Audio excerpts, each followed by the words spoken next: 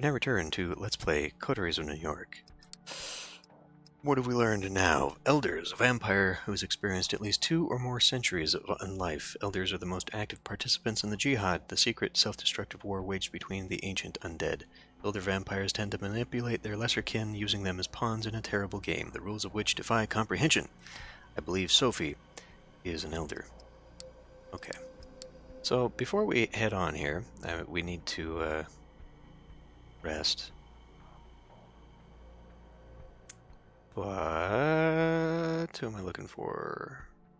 Tremere.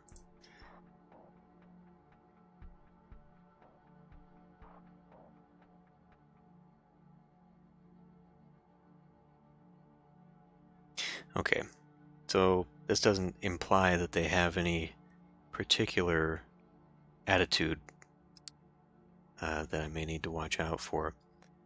Something tells me that there are 3 characters, and that those 3 characters probably gel better with the different storylines slightly differently.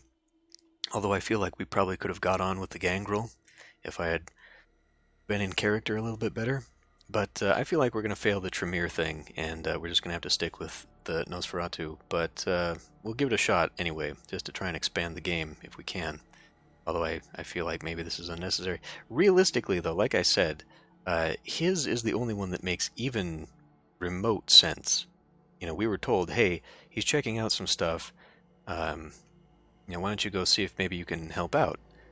That's what you call a hook. That gives you a reason to go talk to these people. The other 3 are just like, yeah, there's some interesting characters. Why don't you go just, name drop or something? Like, how the hell are you supposed to handle that? Anyway, we need to rest. You're walking down the streets toward your haven.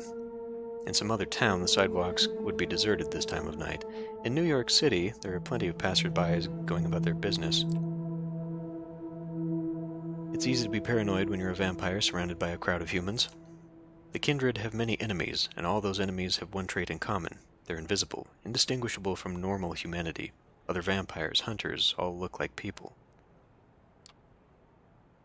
Is that old man just a tired restaurant worker, or a kindred thrall tailing your movements? I mean, I feel like if everyone else so far has been able to tell I'm a vampire just from me showing up and being present, I should have the same. Are the officers idly waiting in a patrol car ordinary cops, or Second Inquisition specialists looking to end undead threats? This kind of thinking leads to madness, but you can't shake the feeling that someone is watching you. It's not the first time you've felt like this. Whatever this is, it's probably something you have to take care of. Best case, someone is tailing you. Worst case, you'll be attacked and killed. Unfortunately, being undead has its limitations. The sun is coming up soon, and you'll burn to a crisp if you stay on the streets.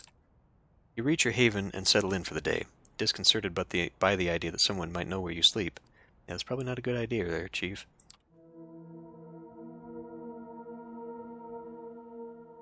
As you wake from your slumber and emerge from your haven for the night, you notice a familiar face on the other side of the street, standing on the corner and looking straight at you. It's Kaiser's lackey, whom you met recently, Jackie. I don't know how I know his name, he wasn't introduced. He nods to you, encouraging you to approach. His hands are outside of his pockets, and he seems pretty relaxed. He's keeping his eyes on the streets, though, as if making sure you're alone.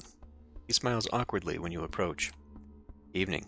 Got something for you from our mutual friend. He produces a crumpled piece of paper from his jacket pocket and hands it to you. Read it, memorize it, then give it back here. It's a letter. The paper might be just a page ripped out of a spiral notebook, but the writing on it is exquisitely detailed and deliberate. It reads, "Time to square your debt with me.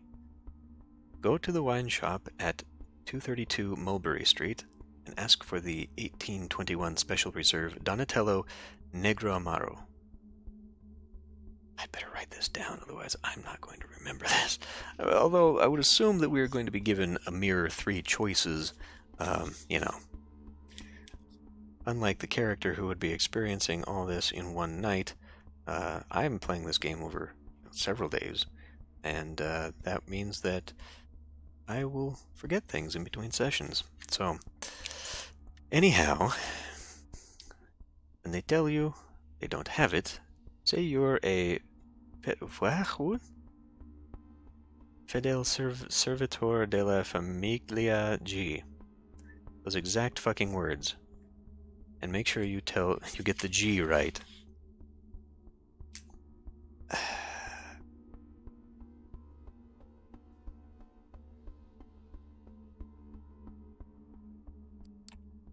You'll get a bottle. Just take it and leave by saying grazie. Don't ask how much it is or anything else, just walk out. When you have it, come back to Jackie Boy here and let him know.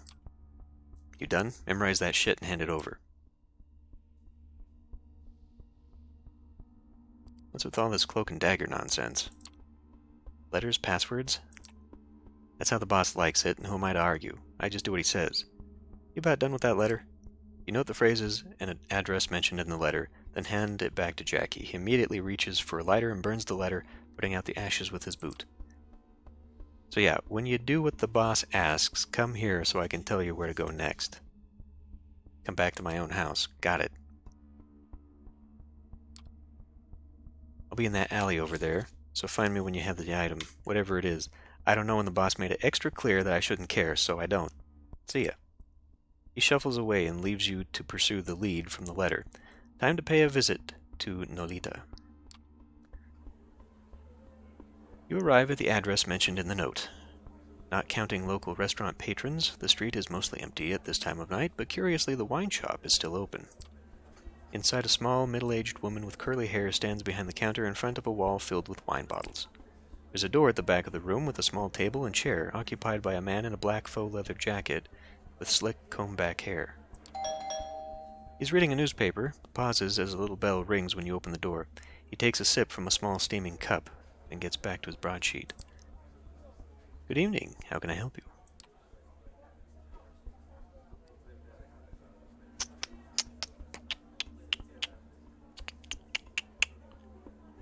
I mean, I'm supposed to order something. I mean, just be direct, I guess? Yeah, fine, just be direct. I'd like a bottle of blah-de-doo. Let me check our stock. She seems to be looking through a database on the laptop sitting on the counter. She puts on a polite smile. I'm afraid we don't have that one at the moment, sorry. Recite the phrase straight and simple, or recite the phrase and reassure her. Casually recite the phrase. I don't know, so like, just straight and simple, this is like, if the guy, presumably, at the chair there is watching, listening, this is going to be suspicious, right? Like, just walking up and just robotically saying code phrases, that's a little bit too much. The reassuring thing seems a little bit skeezy. You know what I mean? Like, we just heard the phrase and we're trying to schmooze our way. We're not very good at schmoozing. However, casually reciting the phrase, something tells me that if we act too casually, like we're gonna say the phrase. You know what I mean? Like, I could just see that being a thing where we screw this up. We've seen that the game is more than willing to let me screw up. So, let's recite the phrase and reassure her. Or just straight and simple. It says to do it exactly. We don't need to be schmoozing. God, I don't know. I think I myself am suffering too much from trying to second guess the game now, having been screwed over so easily. I feel like these actually do have consequences.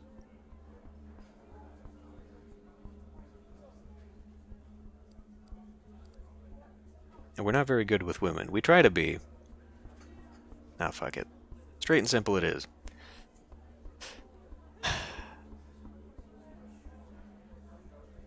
Okay, that's right. In that case, let me see if we have any in the back. Wait here, please. The woman leaves the counter and goes through the doors in the back. The man at the table puts down his newspaper and takes another sip from the cup, washing it down with a gulp of water from the nearby glass. He tries to hide it, but there's no doubt he's watching you. About a minute passes.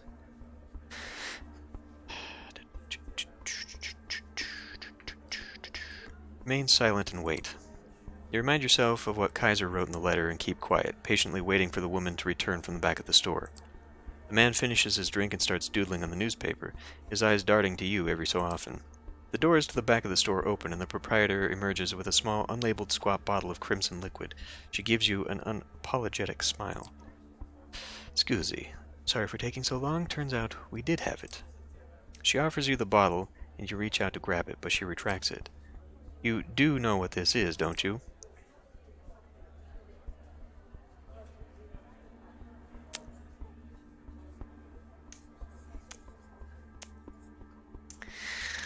Oh boy. Why, it's wine, of course. Well, of course. The best kind of wine. Enjoy. She winks at you. Deciding you've pushed your luck far enough, you nod and exit the store. Did you say grazie? You're supposed to say grazie, then take a brisk walk to your car. Nobody follows you as you leave Nolita and drive back to your apartment. It takes you some time to find a parking spot, but you finally get out of the car and start looking for Jackie. He's not far from where you parted ways just under 2 hours ago. Got the goods? Sure do. It was actually not a hassle. Cool. Stand by. Gotta make the call. He takes a few more steps into a narrow space between two buildings and takes out the same high-tech phone you saw him carrying last time. Hey, boss. Yeah, they have it. Where do I point them to? Okay. Yeah. I'll tell them to go there right away. He puts the phone back in his pocket and turns back to you. Willets Point. Half an hour, so you better step on it. See you around. With only a flippant salute, Jackie starts walking down the street. You make your way back to the car and drive. You had to push the speed limit to make it on time, but you're here. Willets Point is quite a change of scenery. The place is a post-industrial dump, the nearby stadium notwithstanding. You stop your car once you realize that if you go any further down, the potholes will kill your chassis. You step out into one of those gashes like in the asphalt, splashing in the ankle-deep water. Kaiser's limo is nowhere to be seen. In fact, the whole place is pretty much deserted other than the apparent proprietor of a lonely bar, a middle-aged woman who's just locking the place up. We don't need the feed, so I think I'll just wait for Kaiser. You stay near the car and decide to wait. Kaiser must be on his way, or if he's not and is instead playing one of his games, then you're not participating. You've got what he wants. Let him come to you. The bright lights of a car pulling over down the road some 10 minutes later catch your attention. It's a black limo. Kaiser is finally here, it would seem. Same as last time, the car door opens, but nobody comes out. You know the drill. This time, Kaiser is visible when you look inside. You sit down and close the door behind you. So you pulled it off without a hitch, then. Give it here. You hand the bottle over to the Nosferatu. He uncorks it gently, takes a whiff, and puts the cork back in. Yeah, that's the stuff. Good job, kid. Consider your debt paid. Oh yeah, and also take this. It's what Langley wanted. He passes you an envelope with what feels like a thick card inside. Thank you, Mr. Kaiser. Oh, a bonus. Was that ever part of the deal? I don't recall that. Thank you, Mr. Kaiser. Yeah. I'll send Jackie over if I ever need anything else from you. How about that? Time for you to get out. Now. He waves you out of the car. With the envelope in hand, you get out, back onto the torn asphalt and decrepit surroundings. The limo slowly drives away. Finally, you can return to Sophie and bring her what she wanted. Gregory lets you in. You hear a shrill, unpleasant laugh, and you realize Sophie's having a guest over. Thomas Arturo. You met in Elysium a few nights back. That shriek is unmistakable. Ah, Eric. So glad to see you. Tell me, did you two have a chance to talk previously? Thomas speaks up before you can.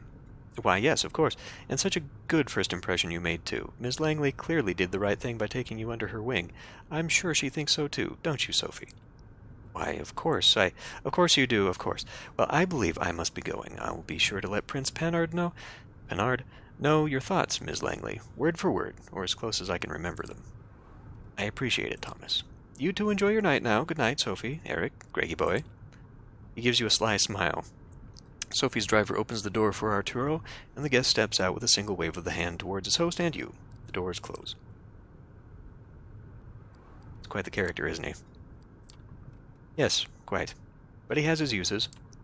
Thomas has clout in court and access to many juicy details on everyone from the prince to the lowliest primogen. It's useful to have him on your side. even if his eccentricity requires some patience. Speaking of patience, you have been putting mine to the test lately. Did you manage to contact Kaiser and acquire what I asked for? Yes, but I had to do another job for him first. The data you offered was old news to him. I had to do another job for him before he would give me this card. She retrieves the envelope from you. I'm sure he did. I do hope it wasn't too much of an inconvenience. I had to deal with his servant first? Should I spill the beans on this? Like, does that matter? I had to deal with his servant first, I guess. He's got a servant named Jackie. He was a pain to deal with. I hear all of his ghouls are like that. The apple never falls far from the tree, it would seem. She opens the envelope and looks at the card. You notice the same lettering you saw on Kaiser's note from before, but can't see the details. Her eyes widen. Yes, excellent. I need to call in some favors. I will likely be busy for the next few nights. You have my permission to show some initiative, my dear charge. I will contact you soon. With that, Sophie ushers you outside, and you are left to do with the rest of this night's hours as you like. Who's that? Well, let's go see if we can screw up another companion here, huh? Sophie's mention of a vampire clan of sorcerers sparked your attention. Okay, let's go try and be awkward with Agathon here. You arrived at the address given to you by Sophie, a small bookstore smack dab in the middle of Broadway, of all places. What really catches you off guard, though, is the store's display. From what you've heard about the Tremere, they're infamous for their ties to the occult and the mystical. And yet now, looking at the oddball collection of items in the display window, it all feels borderline satirical. The books here cover everything from Ayurvedic, yeah, whatever the hell it is, Ayurvedic practices and homeopathy, oh my god, to wellness and self-motivation. The vaguely amusing juxtapositions don't end there either. You notice a copy of Anton LaVey's Satanic Bible tucked behind a cheap smiling Buddha. A scientific journal on hematology sits next to a teen-oriented pamphlet on the blood-type personality theory. A number of religious and quasi-religious symbols, lockets, pins, and various emblazoned paraphernalia are haphazardly strewn across the display and between the tomes. Before you even open the door, you can smell the burning incense and hear the corny Far East-tinged music seeping through the crackling speaker mounted above the entrance. It's much more quaint than what you'd expect from what Sophie told you about the so-called warlocks. It doesn't look like they have much interest in impressing outsiders.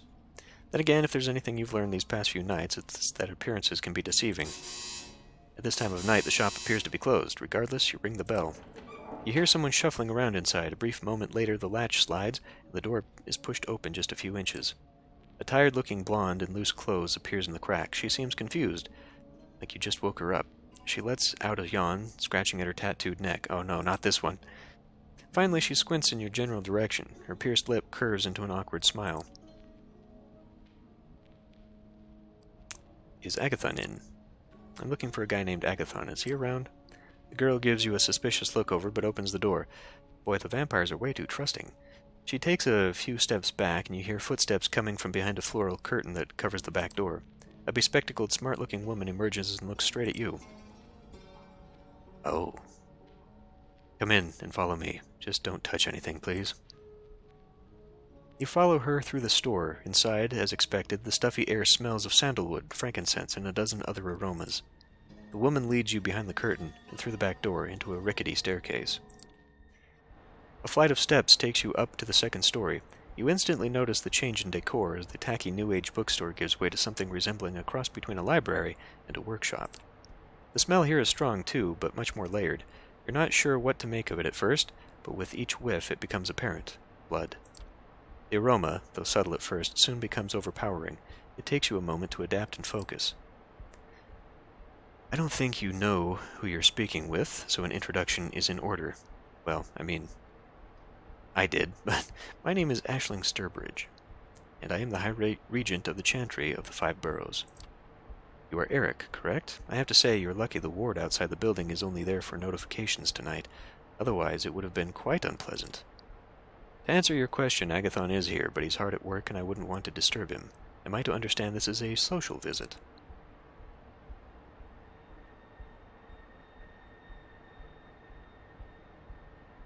How do you know who I am?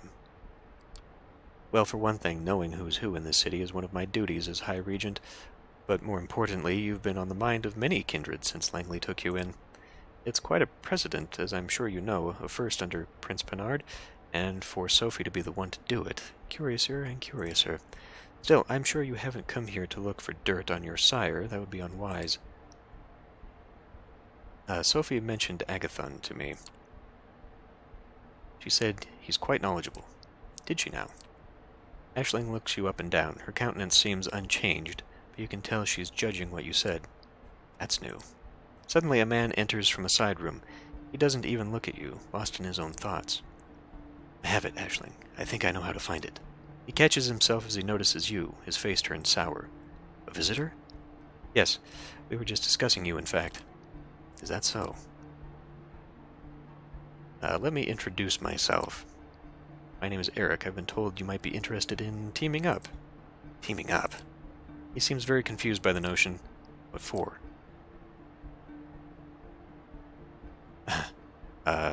I could use? Yeah, we'd probably better say, I could assist you in your work. That's highly doubtful. I can be quite helpful knowing I can count on someone to return the favor. Is that right? He seems to consider it, then turns to Aisling. High Regent, may I ask your advice on this? She looks you over as if judging your worth. It takes her just long enough to make you feel uncomfortable. When she takes her eyes off you, she addresses Agathon. Do you feel like you need assistance in your task, my child? I am confident I can do it on my own. He pauses, hesitating for a second. But I do believe it is important enough to warrant outside help, even if only for a single night. Another brief moment of hesitation. Of course, the details would remain between you and I, sire. Agreed, on all points. Why don't you start by giving our intern here a brief explanation of what it is you're after? See, so, here's the thing, right?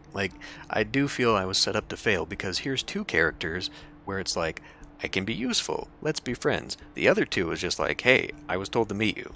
And, I mean, I suppose Hope did give me the opportunity to help her, and I probably should have taken that if I'd wanted to switch that around, but, how was I supposed to help with the gangrel situation? What could they possibly have needed? Agathon gives Aisling a hesitant look, but the woman nods approvingly. Encouraged, he turns towards you. A member of our clan disappeared without a trace a handful of nights ago. I know a detective. While the High Regent investigates if any foul play was involved, I have been tasked with recovering her research notes, if there's anything left to recover, that is. I may have an idea where to start looking, and I suppose this is where you come in. If you truly wish to help, I could use your assistance tonight, right now in fact. Given the time we've just wasted on idle chatter, I should leave immediately. Who is the missing person? Who is she? A single glance at Aisling is enough. You can tell you're not getting an answer, at least not for now. So, I'm supposed to help, and none of those questions probably would have given me an answer. We're after her research, that's what you should focus on. These people aren't in the habit of making things simple. Facing layers upon layers of secrecy, you can only hope that what lies beneath is the real deal. I'm heading out. Are you coming or not? Okay, sure. Why not? Very well. He gives Aisling a slight bow. This is also good. So, another thing here is that our Nosferatu friend had connections with people we're already connected with. This guy is connected to Aisling, who is another major character in the New York mythos, I guess. So, the other two characters, yeah, I guess were just made up, and well, yeah, whatever. He gives Aisling a slight bow. High Regent, with your permission? She nods. Before you go, however, Eric, defer to Agathon in all things. Our clan values obedience above anything else. Prove you can follow, and this might turn into a mutually beneficial relationship. Of course, there's also the whole, follow people in their own domain thing. What's the opposite of hospitality? Gratitude? I will await his return. When I say opposite of hospitality, I mean the inverse of it. Giving, or whatever, giving back. I will await his return and his report. Good luck, my child. Agathon bows again and heads out, urging you to follow. The High Regent watches you leave. Outside, Agathon leads you to his car. It's almost funny seeing him behind a wheel. Somehow you'd expect a more mystical means of transportation. You drive south, heading to the Lower East Side. Why am I in the back seat? Is he my chauffeur? Agathon seems lost in thought. Either that or he's a very careful driver. Either way, several minutes pass in silence.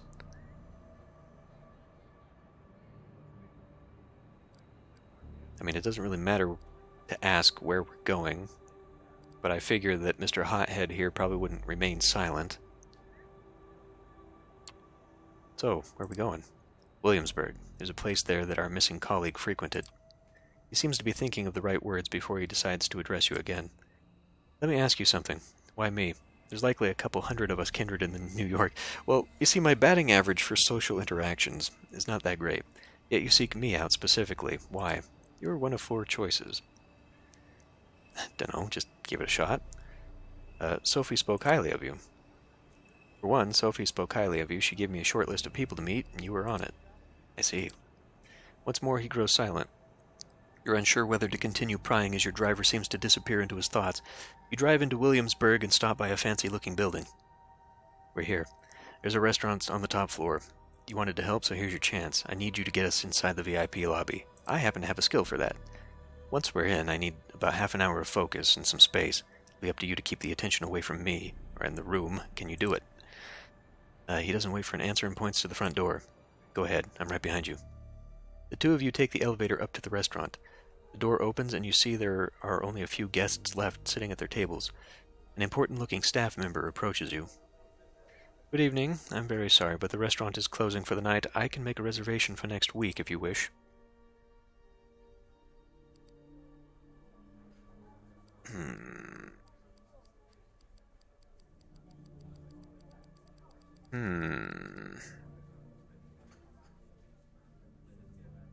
I'm not very good at bluffing either, apparently. This is kind of belligerent and cocky and possibly within character.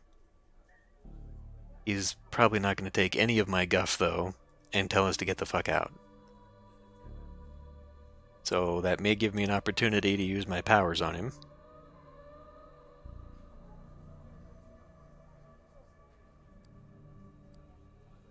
I don't know, being an ingratiating shill is kind of where we started with this character, but so far it hasn't very well worked out. So, I'm the special kind of client. Now, I think we can get in now. We're special clients, if you know what I mean. I don't think I do. Apologies, but it's company policy. No exceptions. Would you like to make a reservation? It's fine. We can come in. We'll be in the VIP lobby. It won't take long. The man blinks. A confused smile appears on his face. Yes, of course. Not a problem. Please, come right in. You walk in, trying to look casual, and make your way toward the VIP lobby. You step inside and close the door behind you. It's a nice place, very highbrow. Lots of old, expensive-looking furniture and private rooms to discuss any sordid business one discusses when you're that rich. Your companion looks at you with something akin to admiration, or at least that's how you choose to interpret the slight change in his usual somber facade.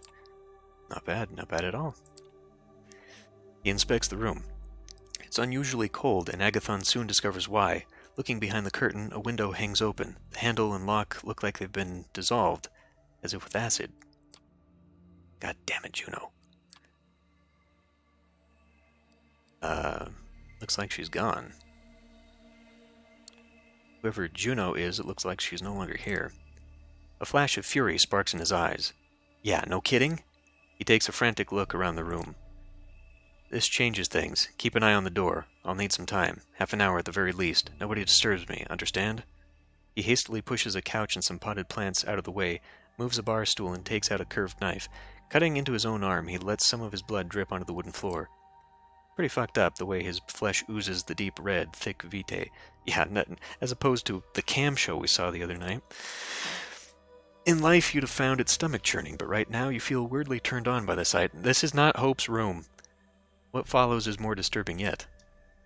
With one hand he sheathes the knife and seals the wound. With the other he smears the blood around him while muttering some weird chant. This is very much like Hope, only Hope did this for fun and not for magic. It sounds vaguely Latin, but you're pretty sure it isn't. It's all more than a little disconcerting, but he seems to know what he's doing. A few moments later, the circle starts glowing faintly as thin wisps of smoke surround Agathon. He sits down in the middle, legs crossed, eyes closed. Minutes pass. Agathon's face twitches from time to time, and his head turns every now and then, as if he was looking around or listening in on a conversation. The smoke grows thicker, forming a veil around the mage. You expected something more flashy, but it's still a sight to behold. You wonder what the point of it is, but refrain from asking. It's probably best to let Agathon do his thing. For close to 30 minutes, you're left to your own devices. Then suddenly the door opens slightly and the manager leans into the room. You tense up for a second, but he just gives you an awkward smile. Anything you need? You shoo him away before he can take a closer look at your companion, and he retreats obediently.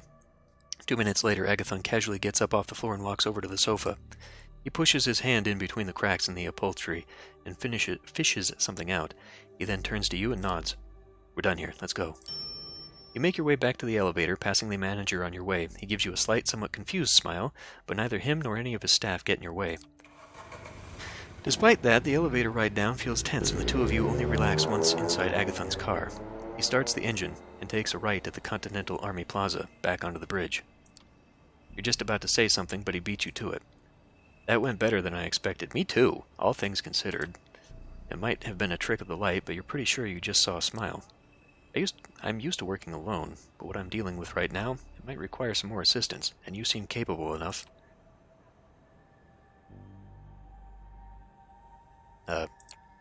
That's not what I meant to hit. I meant to hit the first one. So I'm guessing you found what you came for. Sort of. Enough to continue the search at any rate. That seems to deplete his social battery for the night. You drive the rest of the way in silence. It doesn't take you long to reach the warlock's hideout. Agathon waves at you absent-mindedly, once again lost in his thoughts, hopelessly so. One of these nights you should probably take him up on his offer, who knows it. If you gain his trust, maybe you can actually break through his stoic facade and meet the man underneath. I mean, is that useful to me, though? We need to rest again, which means it's time to end the episode. I am curious about this.